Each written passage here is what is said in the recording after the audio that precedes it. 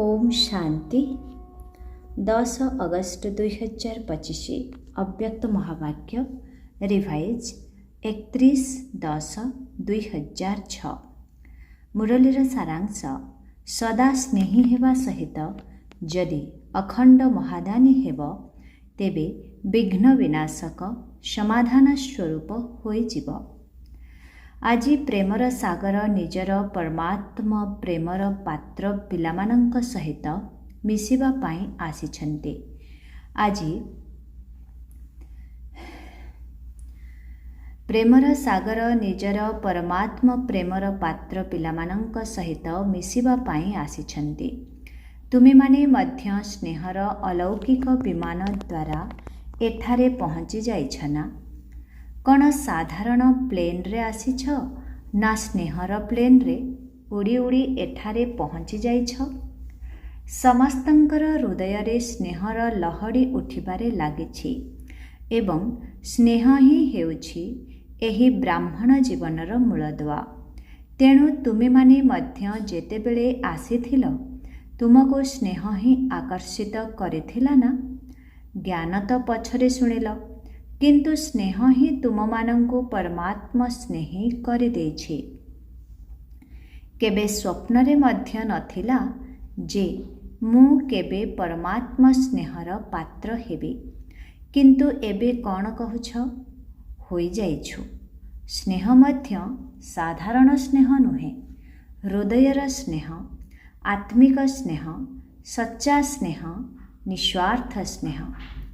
एही परमात्मा स्नेह बहुत सहजरे मने पकाइबार अनुभव कराई थाए। स्नेही को मने पकाइबा पाई मुश्किल लागे नाही, बरं भूलिबा मुश्किल हुए। स्नेह एक अलौकिक चुंबक अटे। स्नेह सहज जोगी करि दिए, मेहनतरु मुक्त करि दिए। स्नेहर सहित मने पकाइबा पाई मेहनत लागे नाही। सेमाने स्नेह करिबार फल मध्य प्राप्त करिथान्ते। तेबे स्नेहर प्रतीकत चारिआडर सबु पिलामाने अटन्ति, किंतु विशेष करी डबल विदेशी माने स्नेहरे दौड़ी दौड़ी आसी एठारे पहुँची जाइछन्ते। देख 90टी देशरू किपरि दौड़ी दौड़ी आसी पहुँची जाइछन्ति। देश भितरर पिलामाने तो प्रभु प्रेमर पात्र निश्चित अटन्ति, किंतु आजी विशेष करी डबल विदेशी मानंक पाई सुवर्ण सुजोग अछि। तुम समस्तंकर मध्य विशेष स्नेह रहिछि ना? स्नेह अछि ना? केते स्नेह अछि ताकू काहा सहित तुलना करि पारिबो? कौनसी तुलना होई पारिबो नाही। तुम मानंकर गोटिए गीत अछि ना? ना आकाशरे एते तारा अछन्ति, ना सागररे एते जल अछि। बेहदर स्नेह, बेहदर प्रेम। बाप दादा मध्य स्नेही पिलामानंक सहित मिसिबा पाई पहुँची जाइछन्ति। तुमे पिलामाने स्नेहर सहित मने पकाइल, तेणु बाप दादा तुममानंक स्नेहरे आसी पहुँची गले। वर्तमान समय रे जेपरी समस्तंक चेहरारे स्नेहर रेखा चमकुछि, सेहीपरि एबे सेथिरे आउ कौन जोड़िबाकु हेबो? स्नेह तो निश्चित अछि, एहा तो पक्का अटे। बाप दादा मध्य सर्टिफिकेट देउछन्ति जे स्नेह समस्तंकर अछि, किंतु एबे कौन करिबो? बुझी तो गलनि ना। एबे केवल एतिकी सेथिरे जोड़ी दियो जे मोते सर्वदा स्नेही होई रहिबाकु हेबो। सर्वदा, केबे केबे नुहे। तेबे स्नेह तो अतुट अटे, किंतु परिमाण रे फरक रहिछि। तेणु एही फरक बा अंतर को समाप्त करिबार मंत्र कौन? सबु समय रे महादानी, अखंड दानी हुआ। सर्वदा दातांकर संतान, विश्व सेवाधारी। सेमाने कौनसी भी समय रे मास्टर दाता हेबा बिना रहु नथिबे। काहेकि ना विश्व कल्याणर कार्य पाई बाबांक सहित तुमे माने मध्य सहयोगी हेबा पाई संकल्प करिछ। ଚାହେ ମାନସିକ ସେବା ଦ୍ୱାରା ଅର୍ଥାତ୍ ସଂକଳ୍ପ ଦ୍ୱାରା ଶକ୍ତିର ଦାନ ବା ସହଯୋଗ ଦିଅ। ଚାହେ ବାଣୀ ଦ୍ୱାରା ଜ୍ଞାନର ଦାନ ଦିଅ ବା ସହଯୋଗ ଦିଅ। କର୍ମ ଦ୍ୱାରା ଗୁଣର ଦାନ ଦିଅ ଏବଂ ସ୍ନେହପୂର୍ବକ ସମ୍ପର୍କ ଦ୍ୱାରା ଖୁସିର ଦାନ ଦିଅ। ତେବେ ତୁମେମାନେ କେତେ ଅଖଣ୍ଡ ସମ୍ପତ୍ତିର ମାଲିକ ଅଟ। ରିଚେସ୍ ଇନ୍ ଦ ୱାର୍ଲ୍ଡ ଅର୍ଥାତ୍ ବିଶ୍ୱର ସର୍ବୋଚ୍ଚ ଧନଶାଳୀ ଅଟ। ତେବେ ତୁମେମାନେ କେତେ ଅଖଣ୍ଡ ସମ୍ପତ୍ତିର ମାଲିକ ଅଟ। ରିଚେସ୍ ଇନ୍ ଦ ୱାର୍ଲ୍ଡ ଅର୍ଥାତ୍ ବିଶ୍ୱର ସର୍ବୋଚ୍ଚ ଧନଶାଳୀ ଅଟ। ତୁମ ପାଖରେ ଅଖଣ୍ଡ ଏବଂ ଅସରନ୍ତି ସମ୍ପତ୍ତି ରହିଛି। ତାହା ମଧ୍ୟ ଯେତେ ବାଣ୍ଟିବ ସେତେ ବଢ଼ି ବଢ଼ି ଚାଲିବ, କମ୍ ହେବ ନାହିଁ। କାହିଁକିନା ବର୍ତ୍ତମାନ ସମୟରେ ତୁମମାନଙ୍କର ଅଧିକାଂଶ ଆତ୍ମିକ ଭାଇ ଭଉଣୀମାନେ ଏହିସବୁ ସମ୍ପତ୍ତି ଗୁଡ଼ିକର ତୃଷାର୍ତ୍ତ ଅଟନ୍ତି। ତେବେ କ'ଣ ତୁମକୁ ନିଜର ଭାଇ ଭଉଣୀମାନଙ୍କ ଉପରେ ଦୟା ଆସୁନାହିଁ? କ'ଣ ତୃଷାର୍ତ୍ତ ଆତ୍ମାମାନଙ୍କର ତୃଷା ନିବାରଣ କରିବ ନାହିଁ? ସେମାନଙ୍କର ଡାକରା କ'ଣ ତୁମ କାନ ପର୍ଯ୍ୟନ୍ତ ଆସୁନାହିଁ? ହେ ଆମର ଇଷ୍ଟ ଦେବୀ ଦେବତାମାନେ, ଆମକୁ ଶକ୍ତି ଦିଅ, ସଚ୍ଚା ସ୍ନେହ ଦିଅ। ତୁମମାନଙ୍କର ଭକ୍ତମାନେ ଏବଂ ଦୁଃଖୀ ଆତ୍ମାମାନେ ଦୟା କର, କୃପା କର। ହେ କୃପାଳୁ ଦେବୀ, କୃପାଳୁ ଦେବତା କହି କିଭଳି ଚିତ୍କାର କରୁଛନ୍ତି। ସମୟର ଡାକରା ତ ଶୁଣିପାରୁଛ ନା? ଏବଂ ଦେବାର ସମୟ ମଧ୍ୟ ଏବେ ହିଁ ଅଟେ। ତେଣୁ ତୁମେ ଆଉ କେବେ ଦେବ? ଏତେ ସବୁ ଅସରନ୍ତି ଅଖଣ୍ଡ ସମ୍ପତ୍ତି ଯାହାକି ତୁମ ପାଖରେ ଜମା ହୋଇ ରହିଛି, ସେଗୁଡ଼ିକୁ ଆଉ କେବେ ଦେବ? କ'ଣ ଶେଷ ସମୟରେ ଦେବ?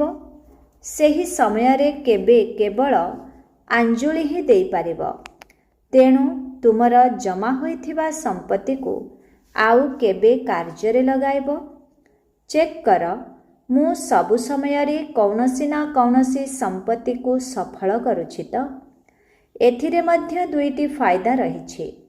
ସମ୍ପତ୍ତିକୁ ସଫଳ କରିବା ଦ୍ୱାରା ଆତ୍ମାମାନଙ୍କର କଲ୍ୟାଣ ମଧ୍ୟ ହେବ ଏବଂ ତା ସହିତ ତୁମେମାନେ ମହାଦାନୀ ହେବା କାରଣରୁ ସମସ୍ୟା ସ୍ୱରୂପ ପରିବର୍ତ୍ତେ ସମାଧାନ ସ୍ୱରୂପ ବିଘ୍ନ ବିନାଶକ ମଧ୍ୟ ସହଜରେ ହୋଇଯିବ।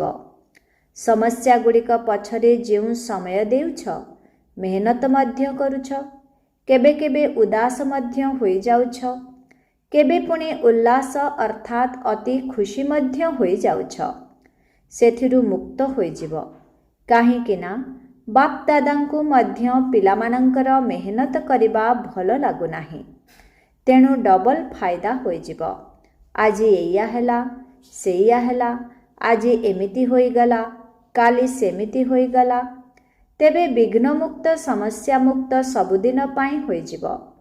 ଯେତେବେଳେ ବାପ୍ ଦାଦା ଦେଖୁଛନ୍ତି ପିଲାମାନେ ମେହନତ କରୁଛନ୍ତି, ତେବେ ପିଲାମାନଙ୍କର ମେହନତ କରିବା ବାପ୍ ଦାଦା ଦେଖିପାରନ୍ତି ନାହିଁ। ତେଣୁ ମେହନତରୁ ମୁକ୍ତ ହୁଅ। ପୁରୁଷାର୍ଥ ତ କରିବାକୁ ହେବ, କିନ୍ତୁ କେଉଁ ପୁରୁଷାର୍ଥ କରିବ? କ'ଣ ଏବେ ପର୍ଯ୍ୟନ୍ତ ନିଜର ଛୋଟ ଛୋଟ ସମସ୍ୟାଗୁଡ଼ିକରେ ପୁରୁଷାର୍ଥ କରି ଚାଲିଥିବ? ଏବେ ଅଖଣ୍ଡ ମହାଦାନୀ, ଅଖଣ୍ଡ ସହଯୋଗୀ ହେବାର ପୁରୁଷାର୍ଥ କର। ବ୍ରାହ୍ମଣ ଆତ୍ମାମାନଙ୍କର ସହଯୋଗୀ ହୁଅ ଏବଂ ଦୁଃଖୀ ପ୍ୟାସୀ ଆତ୍ମାମାନଙ୍କ ପାଇଁ ମହାଦାନୀ ହୁଅ। ଏବେ ଏହିଭଳି ପୁରୁଷାର୍ଥର ଆବଶ୍ୟକତା ରହିଛି। କ'ଣ ପସନ୍ଦ ଆସୁଛି ତ? ପସନ୍ଦ ତ? ପଛବାଲାଙ୍କୁ ପସନ୍ଦ ତ? ତେଣୁ ଏବେ କିଛି ତ ପରିବର୍ତ୍ତନ କରିବା ଦରକାର ନା? ନିଜ ପ୍ରତି ସେହି ପୁରୁଷାର୍ଥ ତ ବହୁତ ସମୟ କରିସାରିଲଣି। କ'ଣ କହୁଛ ପାଣ୍ଡବମାନେ, ପସନ୍ଦ ଅଟେ ତ? ତେବେ କାଲିଠାରୁ କ'ଣ କରିବ? କ'ଣ କାଲିଠାରୁ ଆରମ୍ଭ କରିବ ନା ଏବେଠାରୁ? ଏବେଠାରୁ ହିଁ ସଂକଳ୍ପ କର। ମୋର ସମୟ, ସଂକଳ୍ପ ସବୁକିଛି ବିଶ୍ୱ ସେବା ପ୍ରତି ସମର୍ପିତ ଅଟେ। ଏଥିରେ ସ୍ୱସେବା ଆପେ ଆପେ ହୋଇଯିବ, ବାକି ରହିବ ନାହିଁ, ଆହୁରି ବଢ଼ିଯିବ। କାହିଁକି ଜାଣିଛ? ତୁମେ ଯଦି କାହାର ବି ଆଶାକୁ ପୂର୍ଣ୍ଣ କରିଦେବ, ଦୁଃଖ ପରିବର୍ତ୍ତେ ସୁଖ ଦେବ, ନିର୍ବଳ ଆତ୍ମାକୁ ଶକ୍ତି ଦେବ, ଗୁଣ ଦେବ, ତେବେ ସେ ତୁମକୁ କେତେ ଆଶୀର୍ବାଦ ଦେବ ଏବଂ ସମସ୍ତଙ୍କଠାରୁ ଆଶୀର୍ବାଦ ନେବା ହିଁ ଆଗକୁ ବଢ଼ିବାର ସବୁଠାରୁ ସହଜ ସାଧନ ଅଟେ। ଚାହେ ଭାଷଣ କର ନାହିଁ, ଅଧିକ ସେବାର କାର୍ଯ୍ୟକ୍ରମ ପଛେ ନ କର, ସେଥିରେ କୌଣସି ଆପତ୍ତି ନାହିଁ। ଯଦି କରିପାରୁଛ ତେବେ କର, କିନ୍ତୁ ଯଦି ନ କରିପାରୁଛ ତେବେ କୌଣସି ଆପତ୍ତି ନାହିଁ। କିନ୍ତୁ ନିଜର ସର୍ବସମ୍ପତ୍ତିକୁ ସଫଳ କର। ଶୁଣାଇଲୁ ନା, ସଂକଳ୍ପ ଦ୍ୱାରା ଶକ୍ତି ରୂପୀ ସମ୍ପତ୍ତି ଦେଇ ଚାଲ, ବାଣୀ ଦ୍ୱାରା ଜ୍ଞାନ ରୂପୀ ସମ୍ପତ୍ତି, କର୍ମ ଦ୍ୱାରା ଗୁଣ ରୂପୀ ସମ୍ପତ୍ତି ଏବଂ ବୁଦ୍ଧି ଦ୍ୱାରା ସମୟ ରୂପୀ ସମ୍ପତ୍ତି ଏବଂ ସମ୍ବନ୍ଧ ସମ୍ପର୍କ ଦ୍ୱାରା ଖୁସି ରୂପୀ ସମ୍ପତ୍ତିକୁ ସଫଳ କରି ଚାଲ। ତେବେ ଏଗୁଡ଼ିକୁ ସଫଳ କରିବା ଦ୍ୱାରା ସହଜରେ ସଫଳତା ମୂରତ ନିଶ୍ଚିତ ହୋଇଯିବ ଏବଂ ସହଜରେ ଉଡ଼ିବାକୁ ଲାଗିବ।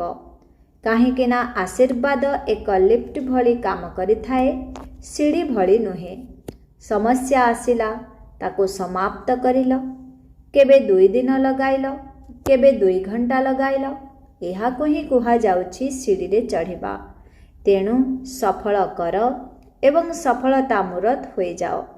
ତାହା ହେଲେ ଆଶୀର୍ବାଦ ରୂପୀ ଲିଫ୍ଟ ଦ୍ୱାରା ଯେଉଁଠି ଇଚ୍ଛା ସେଇଠି ଗୋଟିଏ ସେକେଣ୍ଡରେ ପହଞ୍ଚି ଯାଇପାରିବ।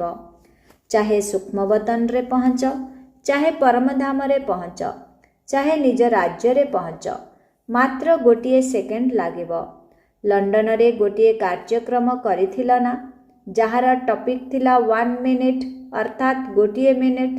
କିନ୍ତୁ ବାପଦାଦା ତ କହୁଛନ୍ତି 1 ସେକେଣ୍ଡ। ମାତ୍ର ଗୋଟିଏ ସେକେଣ୍ଡ ଭିତରେ ଆଶୀର୍ବାଦ ରୂପୀ ଲିଫ୍ଟରେ ଉପରକୁ ଚଢ଼ିଯାଅ। କେବଳ ସ୍ମୃତି ରୂପକ ସୁଇଚ୍କୁ ଅନ୍ କର, ବାସ୍, ସବୁ ମେହନତ ସମାପ୍ତ। ଆଜି ଡବଲ ବିଦେଶୀମାନଙ୍କର ଦିନ ଅଟେ ନା? ତେଣୁ ବାପଦାଦା ପ୍ରଥମେ ଡବଲ ବିଦେଶୀମାନଙ୍କୁ କେଉଁ ସ୍ୱରୂପରେ ଦେଖିବାକୁ ଚାହୁଁଛନ୍ତି? ମେହନତ ମୁକ୍ତ, ସଫଳତା ମୂରତ, ଆଶୀର୍ବାଦର ପାତ୍ର। କ'ଣ ସ୍ୱରୂପରେ ହେବ ତ? କାହିଁକି ନା ଡବଲ ବିଦେଶୀମାନଙ୍କର ବାବାଙ୍କ ସହିତ ବହୁତ ଭଲ ସ୍ନେହ ରହିଛି। ତେବେ ସ୍ନେହ ତ ବହୁତ ଭଲ ରହିଛି, କିନ୍ତୁ ଶକ୍ତି ମଧ୍ୟ ଦରକାର। ତେବେ ସେମାନେ କମାଲ ତ କରିଛନ୍ତି ନା? ଦେଖ, 90ଟି ଦେଶରୁ ଅଲଗା ଅଲଗା ଦେଶ, ଅଲଗା ଅଲଗା ପ୍ରଥା ପରମ୍ପରା ଭିତରୁ 5ଟି ଯାକ ମହାଦ୍ୱୀପରୁ ଆସି ଗୋଟିଏ ଚନ୍ଦନ ବୃକ୍ଷ ହୋଇଯାଇଛନ୍ତି, ଅର୍ଥାତ୍ ଗୋଟିଏ ବ୍ରାହ୍ମଣ ପରିବାରର ହୋଇଯାଇଛନ୍ତି। ଗୋଟିଏ ହିଁ ବୃକ୍ଷରେ ଆସିଯାଇଛନ୍ତି, ଗୋଟିଏ ହିଁ ବ୍ରାହ୍ମଣ ସଂସ୍କୃତିରେ ଅଭ୍ୟସ୍ତ ହୋଇଗଲେଣି। କ'ଣ ଆଉ ଇଂଲିଶ କଲଚର ଅଛି କି? ଆମର କଲଚର ଅର୍ଥାତ୍ ସଂସ୍କୃତି ହିଁ ଇଂଲିଶ ଅଟେ? ଏପରି ତ ନୁହେଁ ନା? ବ୍ରାହ୍ମଣ ଅଟନା? ଯେଉଁମାନେ ଭାବୁଛନ୍ତି ଏବେ ଆମର ବ୍ରାହ୍ମଣ କଲଚର ଅଟେ, ସେମାନେ ହାତ ଉଠାଅ। କେବଳ ବ୍ରାହ୍ମଣ କଲଚର, ଅନ୍ୟ କୌଣସି ମିଶାମିଶି ନାହିଁ। ଗୋଟିଏ ହୋଇଗଲ ନା? ବାପଦାଦା ଏହାର ହିଁ ଅଭିନନ୍ଦନ ଦେଉଛନ୍ତି ଯେ ସମସ୍ତେ ଗୋଟିଏ ବୃକ୍ଷର ହୋଇଯାଇଛ। ଏବେ କେତେ ଭଲ ଲାଗୁଛି ନା? କାହାକୁ ବି ପଚାର, ଆମେରିକାକୁ ପଚାର, ୟୁରୋପକୁ ପଚାର, ତୁମେ କିଏ? ସମସ୍ତେ କ'ଣ କହିବେ? ବ୍ରାହ୍ମଣ ଅଟନା? ନା କହିବ ୟୁକେର ଅଟୁ, ଆଫ୍ରିକାନ ଅଟୁ, ଆମେରିକାନ ଅଟୁ? ନା ସମସ୍ତେ ହିଁ ବ୍ରାହ୍ମଣ ହୋଇଯାଇଛ, ଗୋଟିଏ ସ୍ୱରୂପର ହୋଇଯାଇଛ। ସେହି ଗୋଟିଏ ସ୍ୱରୂପ ହେଲା ବ୍ରାହ୍ମଣ ଏବଂ ଗୋଟିଏ ହିଁ ମତ, ଶ୍ରୀମତ। ଏଥିରେ ମଜା ଲାଗୁଛି ନା? କ'ଣ ମଜା ଲାଗୁଛି ନା ମୁସ୍କିଲ ଲାଗୁଛି? ମୁସ୍କିଲ ତ ନୁହେଁ ନା? ସମସ୍ତେ ମୁଣ୍ଡ ହଲାଉଛନ୍ତି। ଏବେ ବାପଦାଦା ସେବାରେ କେଉଁ ନବୀନତା ଚାହୁଁଛନ୍ତି? ଯାହା ବି ସେବା କରୁଛ, ବହୁତ ବହୁତ ବହୁତ ଭଲ କରୁଛ। ସେଥିପାଇଁ ତ ନିଶ୍ଚିତ ଅଭିନନ୍ଦନ। କିନ୍ତୁ ଆଗକୁ ଆଉ କ'ଣ ସବୁ ସେଥିରେ ଯୋଡ଼ିବ? ତୁମମାନଙ୍କ ମନରେ ଅଛି କିଛି ନା କିଛି ନବୀନତା ଦରକାର। ତେଣୁ ବାପଦାଦା ଦେଖିଲେ ଯେ ଯାହା ବି ସବୁ କାର୍ଯ୍ୟକ୍ରମ ଗୁଡ଼ିକ କରିଛ, ସେଥିରେ ସମୟ ମଧ୍ୟ ଦେଇଛ ଏବଂ ସ୍ନେହର ସହିତ ମଧ୍ୟ କରିଛ। ସ୍ନେହର ସହିତ ମେହନତ ମଧ୍ୟ ବହୁତ କରିଛ ଏବଂ ସ୍ଥୂଳ ଧନ ମଧ୍ୟ ଲଗାଇଛ। ତାହା ତ ପଦ୍ମଗୁଣା ହୋଇ ପରମାତ୍ମା ବ୍ୟାଙ୍କରେ ଜମା ହୋଇଯାଇଛି। ତେଣୁ ତାକୁ ମଧ୍ୟ ଲଗାଇ ନାହଁ, ଜମା କରିଛ। ଫଳାଫଳ ରୂପରେ ଏହି କଥା ଦେଖାଯାଇଛି ଯେ ସନ୍ଦେଶ ପହଞ୍ଚାଇବାର କାର୍ଯ୍ୟ, ପରିଚୟ ଦେବାର କାର୍ଯ୍ୟ ସମସ୍ତେ ବହୁତ ଭଲ ଭାବରେ କରିଛନ୍ତି। ଚାହେ ଯେଉଁଠି ବି କରୁଥାନ୍ତୁ।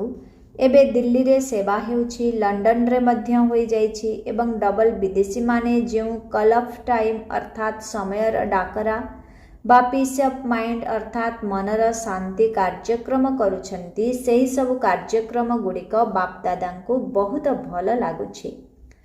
ଏହା ଛଡ଼ା ଆଉ ଯାହା ବି ସେବା କାର୍ଯ୍ୟ କରିପାରିବ ତାକୁ ମଧ୍ୟ କର। ସନ୍ଦେଶ ତ ମିଳିଯାଉଛି, ସ୍ନେହୀ ମଧ୍ୟ ହୋଇଯାଉଛନ୍ତି, ସହଯୋଗୀ ମଧ୍ୟ ହୋଇଯାଉଛନ୍ତି, ସମ୍ବନ୍ଧରେ ମଧ୍ୟ କେହି କେହି ଆସିଯାଉଛନ୍ତି, କିନ୍ତୁ ଏବେ ଏଥିରେ ଆଉ କିଛି ଯୋଡ଼ିବା ଦରକାର। ଯେତେବେଳେ ବି କୌଣସି ବଡ଼ କାର୍ଯ୍ୟକ୍ରମ କରୁଛ ସେଥିରେ ସନ୍ଦେଶ ତ ମିଳୁଛି, କିନ୍ତୁ କିଛିଟା ଅନୁଭବ ମଧ୍ୟ କରନ୍ତୁ, ଯେଉଁ ଅନୁଭବ ସେମାନଙ୍କୁ ବହୁତ ଶୀଘ୍ର ଆଗକୁ ବଢ଼ାଇ ଚାଲିବ।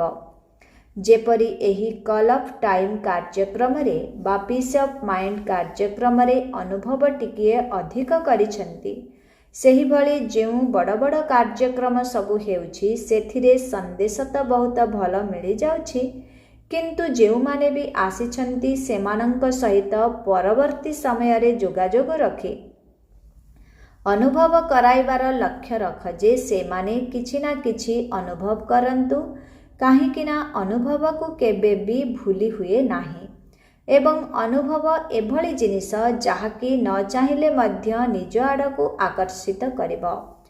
ତେଣୁ ବାପଦାଦା ପଚାରୁଛନ୍ତି, ପ୍ରଥମେ ଯେଉଁମାନେ ସବୁ ବ୍ରାହ୍ମଣ ଅଟ, ସମସ୍ତେ ଜ୍ଞାନର ପଏଣ୍ଟ ଗୁଡ଼ିକର ଅନୁଭବୀ ହେଲେଣି ତ? ସବୁ ଶକ୍ତିର, ସବୁ ଗୁଣର ଅନୁଭବ କରୁଛ ତ? ଆତ୍ମିକ ସ୍ଥିତିର ଅନୁଭବ କରୁଛ ତ? ପରମାତ୍ମା ସ୍ନେହର ଅନୁଭବ କରୁଛ ତ? ଜ୍ଞାନକୁ ବୁଝିବାରେ ତ ସମସ୍ତେ ପାସ୍ ଅଟ, ଜ୍ଞାନୀ ମଧ୍ୟ ହୋଇଯାଇଛ। ଏଥିରେ ବାପଦାଦା ମଧ୍ୟ ମତ ଦେଉଛନ୍ତି, ଠିକ୍ ଅଛି। ଆତ୍ମା କ'ଣ, ପରମାତ୍ମା କ'ଣ, ଡ୍ରାମା କ'ଣ, ଏହିସବୁ ଜ୍ଞାନକୁ ତ ବୁଝିଯାଇଛ, କିନ୍ତୁ ଯେବେ ଚାହିଁବ, ଯେତେ ସମୟ ଚାହିଁବ, ଯେଉଁଭଳି ପରିସ୍ଥିତିରେ ଥାଅ ନା କାହିଁକି, ସେହି ପରିସ୍ଥିତି ଭିତରେ ହିଁ ଆତ୍ମିକ ଶକ୍ତିର ଅନୁଭବ ହେଉଥିବ, ପରମାତ୍ମା ଶକ୍ତିର ଅନୁଭବ ହେଉଥିବ। ତାହା ହୋଇପାରୁଛି ତ? ଯେଉଁ ସମୟରେ ଯେତେ ସମୟ ପାଇଁ ଏବଂ ଯେପରି ଅନୁଭବ କରିବାକୁ ଚାହିଁବ ସେହିପରି ହୋଇପାରୁଛ ତ? ନା କେବେ କିପରି ହେଉଛି? ଭାବୁଥିବ ମୁଁ ଆତ୍ମା ଅଟେ, କିନ୍ତୁ ବାରମ୍ବାର ଦେହର ସ୍ମୃତି ଆସିଯାଉଥିବ।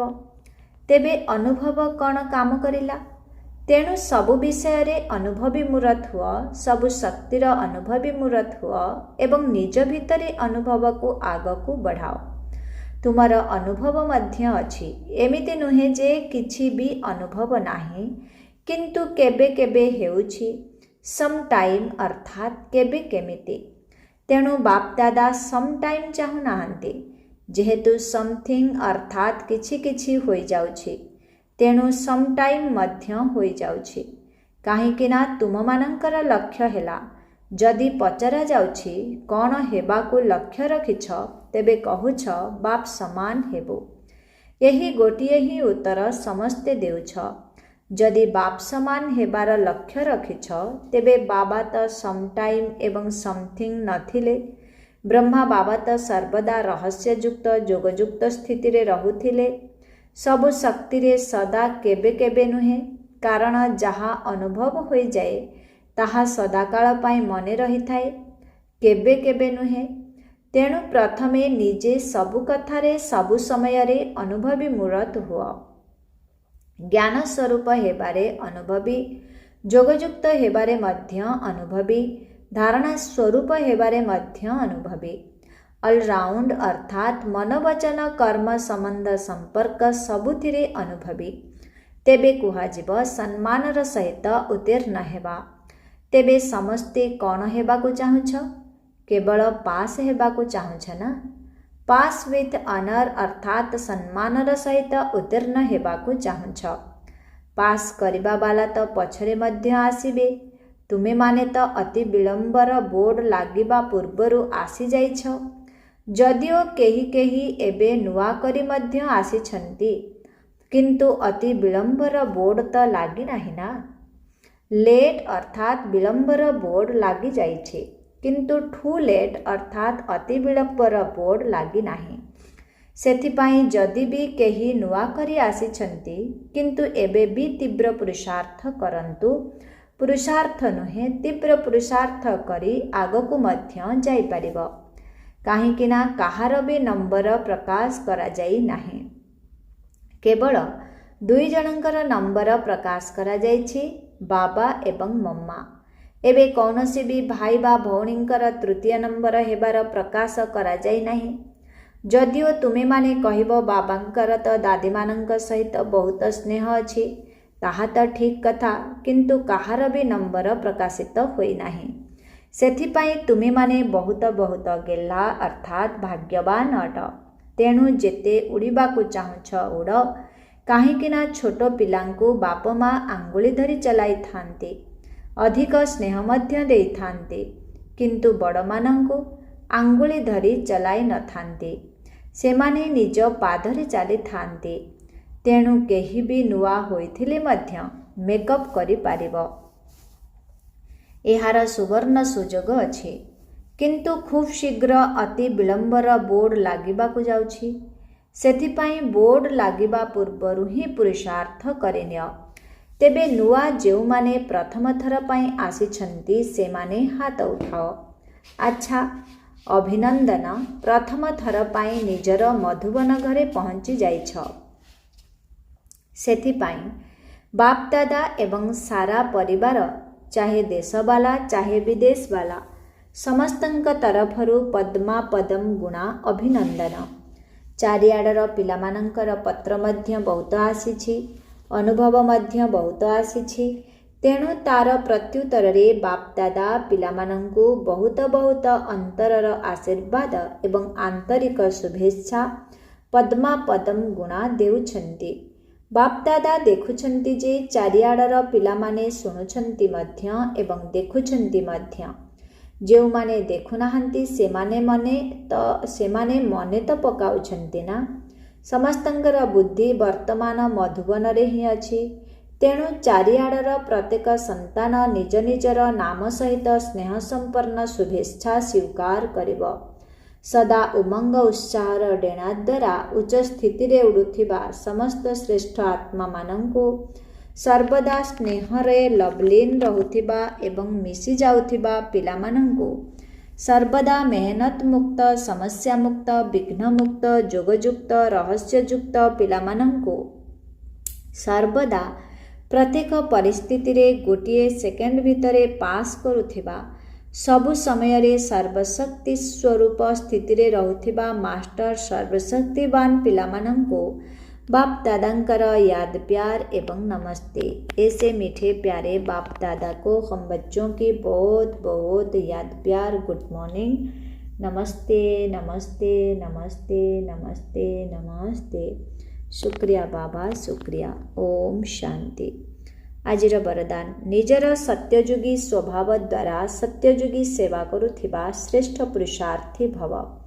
निजर सत्ययुगी स्वभाव द्वारा सत्ययुगी सेवा करुथिबा श्रेष्ठ पुरुषार्थी भव। ଯେଉଁ ପିଲାମାନଙ୍କର ସ୍ୱଭାବରେ ଈର୍ଷା କରିବା, ସିଦ୍ଧ କରିବା ବା ଜିଦ୍ଦି କରିବା ବା କୌଣସି ପ୍ରକାରର ପୁରୁଣା ସ୍ୱଭାବ ସଂସ୍କାରର ଖାଦର ମିଶ୍ରଣ ନଥିବ, ସେହିମାନେ ହେଉଛନ୍ତି ସତ୍ୟଯୁଗୀ ସ୍ୱଭାବବାଲା ଆତ୍ମା।